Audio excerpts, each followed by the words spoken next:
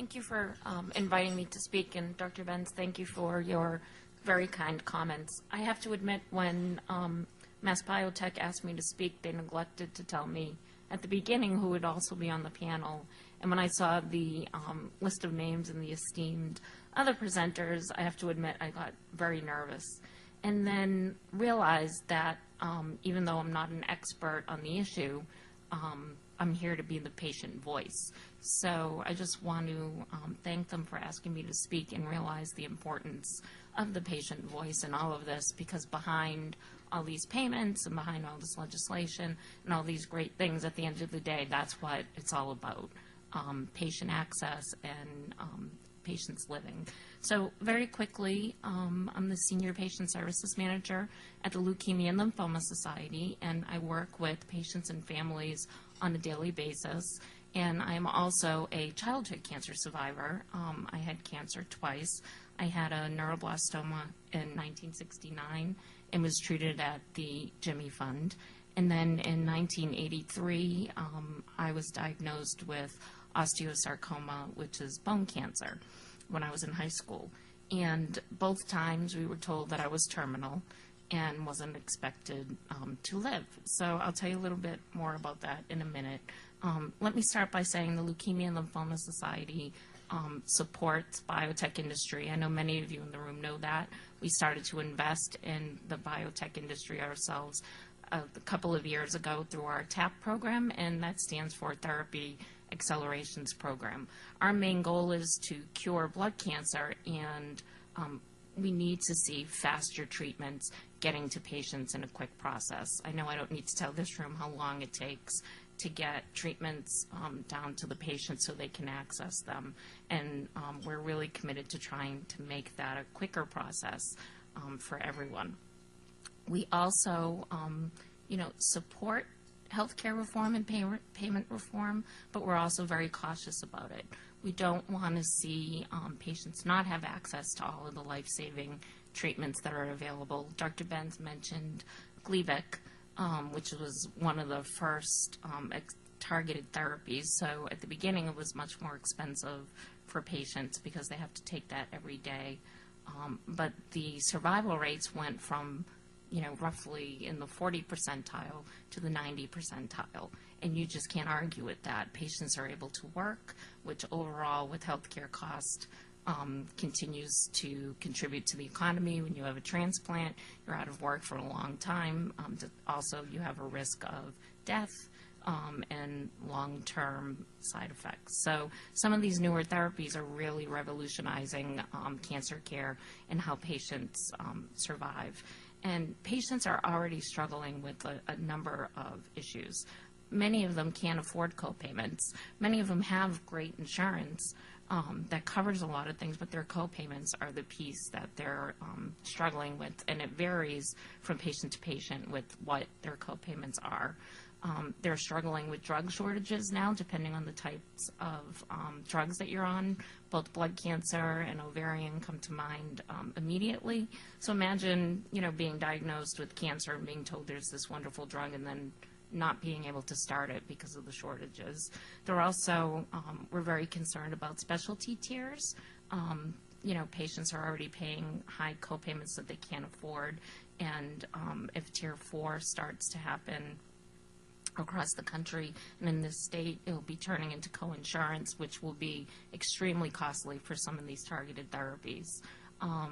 So my personal story, it struck me a little while ago that I grew up in East Boston, single parent home back in, like I said, 1969. And sometimes I wonder, how a kid from East Boston got here. What would have happened if, they told my mother I was terminal and that the therapy I had was very expensive and I wasn't expected to live anyway, so they weren't going to give me, the treatment that was the best. Would I still be sitting here? I was very fortunate to be able to go to the Jimmy Fund, and in fact, Dana-Farber was one of the few cancer centers in the country. So had I been born somewhere else, I most likely wouldn't be here because I was considered terminal, and to this day, sometimes they're not even quite sure how I survived. My second cancer was bone cancer, and I was also very fortunate. They said I was terminal, and they also said I would never walk again, and they considered amputating my leg all the way from the hip down.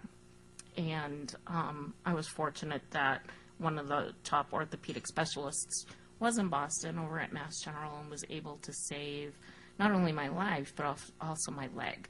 So, besides being able to survive a disease, quality of life plays a huge role for patients. And treatment decisions should really be left up to the physician and the patient together, trying to decide what the best course of treatment is and the best options, not the insurance company or the payment. And quite honestly, some of the payment reform issues personally really frighten me, because I have a lot of long-term and side effects from a number of the therapies that I had that saved my life, and deal with a lot of chronic issues. And I have my share of CAT scans and MRIs and some very costly tests once in a while when I need them. And I worry when I hear, that they're making cost deals with hospitals that they can only provide, they'll only pay for a certain number of scans, or they're going to start payment reform to make sure that, I totally understand that there is an overuse of certain technologies and that everybody wants a scan or they want something immediately if they think it's something. But if the physician thinks that this is the best screening tool for them or the best medication, I want that medication or I want that tool. I don't want to be told, sorry, you can't have it, it's too expensive, we're going to wait and see, what happens. And it really adds to the psychological piece for, many patients. Many patients worry about keeping health insurance, whether or not they can continue to work and provide health insurance. We live in Massachusetts, so we're fairly lucky. But I can tell you, even in the state, patients are struggling. Not all of them, but many of them. And our Medicaid patients are the most vulnerable, and if there are changes in those systems, it can potentially damage a lot of access to treatment. I have one patient that takes Gleevec and was on Medicare, and Gleevec can cause some side effects, and one of them is anemia and chronic fatigue. She was doing beautifully with her cancer, but she was having the anemia problem, so she was taking a drug called Procrit. When Medicare, she lives in New Hampshire, when Medicare did some changes 2 years ago, they wouldn't pay for her Procrit anymore. And her doctor at Dana-Farber did everything he could to try to get her access to that drug, and they wouldn't do that.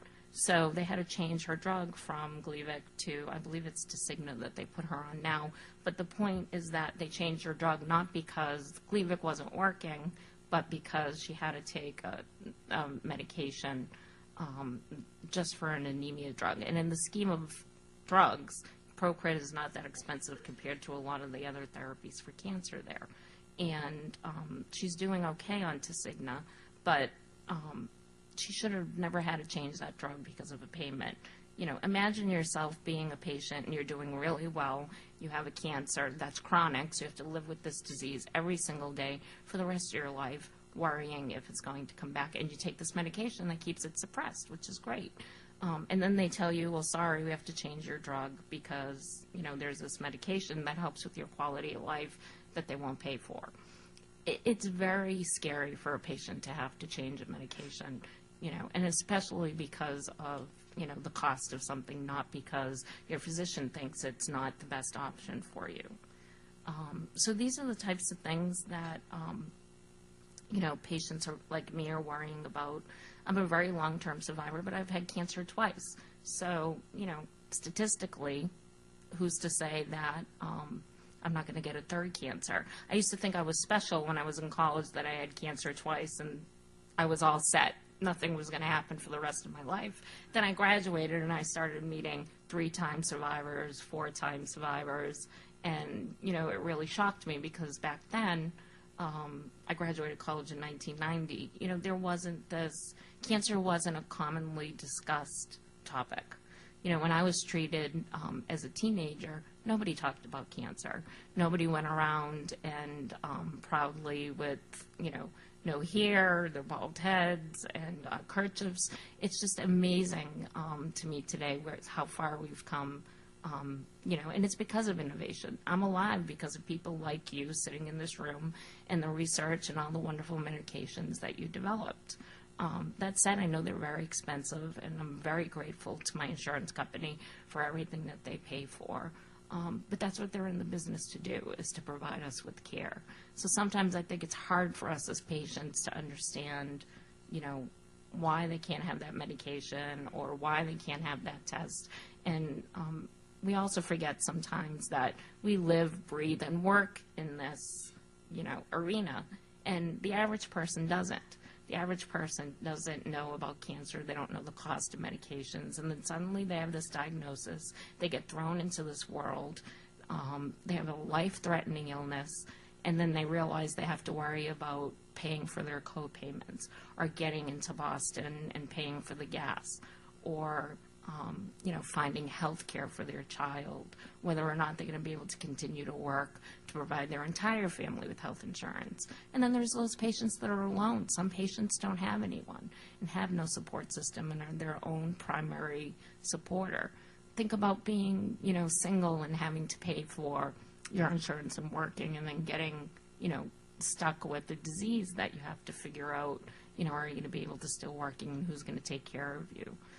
So it's a little bit more than worrying about cost for the patients. And, like I said, I totally understand that some of these medications and tests, healthcare is very expensive, and I do think there needs to be some reform, but I think the reform needs to be done very carefully and very cautious to be able to add, be able to continue the best access to care that our patients have.